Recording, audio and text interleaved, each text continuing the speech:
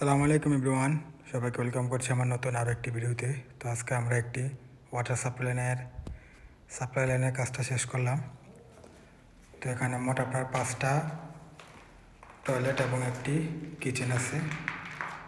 দেখেন এখানে আমরা উপরে সিপিভিসি ব্যবহার করেছি এবং নিচে পিপিআর পাইপ ব্যবহার করেছি। আর একটা লাইন আমরা আলাদা রেখেছি, কারণ ওটা হচ্ছে আপনার খাওয়ার পানির লাইন। ওটা ডিরেক্ট কিচেনে উপরের ট্যাঙ্কি থেকে খাওয়ার পানি যাবে। তো দেখেন আমাদের কাজটা,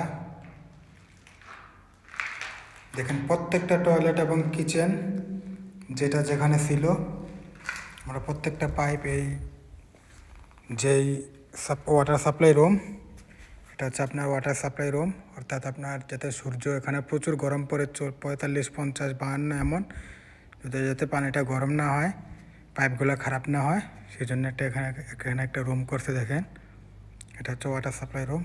তো এখান থেকে 2টা পাইপ আসছে, এই 2টা হচ্ছে কিচেনের, একটা ব্যবহারের, একটা খাওয়ার। এখান থেকে 2টা লাইন গেছে, এখানে দোতলায় একটা টয়লেট এবং নিচতলায় একটা টয়লেট। এখান দিয়েও 2টা লাইন গেছে, এখানেও নিচতলায় একটা টয়লেট এবং দোতলায় একটা টয়লেট। তো আমাদের কাজটা কেমন হলো জানাবেন। ধন্যবাদ।